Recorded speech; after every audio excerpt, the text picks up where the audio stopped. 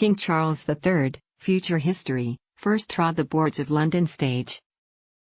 Stage and film dramas have fictionalized the lives of Queen Elizabeth II and Diana, Princess of Wales, but rarely has Prince Charles been placed center stage. The few writers who have imagined him as a future king have tended to portray him as an enlightened hero, a monarch who might stand up to a maligned political regime in Westminster. 8 years ago, the playwright Mike Bartlett, perhaps best known for creating the popular television series Dr. Foster, surprised London theatre audiences with King Charles III.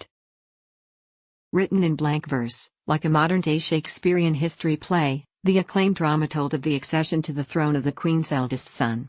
This weekend, Bartlett has watched scenes he had dared to envisage for the stage now playing out in real life.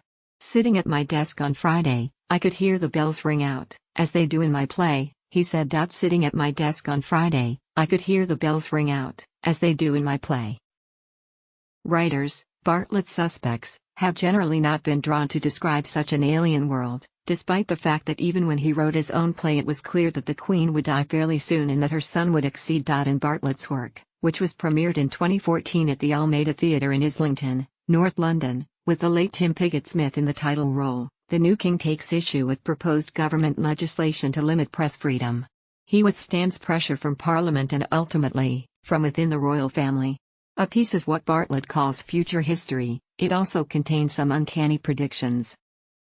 Some of the specifics I got wrong, said Bartlett. Prince Harry did not go on to marry a Republican Londoner, as in my play, but many of the attitudes and basic psychology were there. An evocation of national mourning after the Queen's funeral opens his drama. Some of the specifics I got wrong, but Bartlett was not the first to dream up a new king who would go against the legislature to protect his people. In 1993, a television drama adapted by Andrew Davis from Michael Dodd's sequel to the original House of Cards was screened. To play the king saw Michael Kitchen cast as a future monarch locked in a power struggle with a Machiavellian conservative prime minister, Francis Urquhart. Projecting this role of public champion onto King Charles is not difficult, thinks Bartlett. He said, the question is already there: how does a man who is so committed to certain causes now put all that down? In the case of the Queen, no one really knew what she thought. But because of the life the Prince of Wales led, we know his views. The mystique of the monarchy is significant. The king, after all, was supposed to be appointed by God and even to be rather godlike himself. But we are seeing the last vestiges of all that, since we now all know more than we want to know, in some ways, about their personal lives. Bartlett suspects this is why he set his play in a time to come. The question is already there: how does a man who is so committed to certain causes now put all that down? In the case of the Queen, no one really knew what she thought. But because of the life the Prince of Wales led, we know his views. More often, depictions of the former Prince of Wales have presented him as part of an evolving family saga. In Stephen Knight's screenplay for the intense film Spencer, starring Kristen Stewart as Diana, the actor Jack Farthing appears as her unsupportive husband. Josh O'Connor also took on the role of the uncomfortable young prince in The Crown, Peter Morgan's Netflix series. He is to be followed by Dominic West, who will play opposite Imelda Staunton as the Queen in the 5th season of the hit show, which is due to be broadcast in November.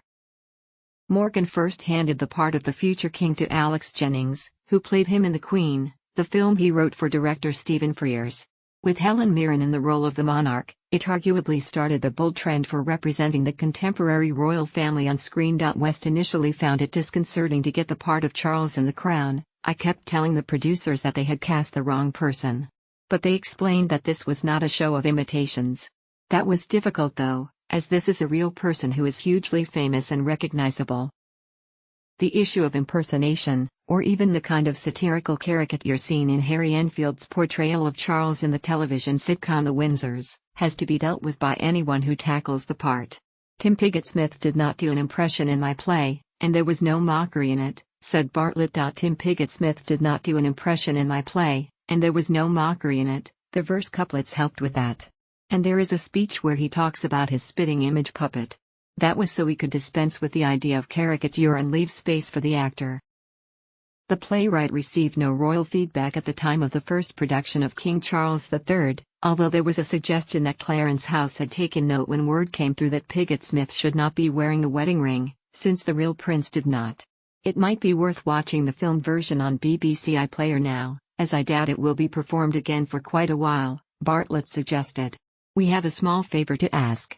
Millions are turning to The Guardian for open, independent, quality news every day, and readers in 180 countries around the world now support us financially.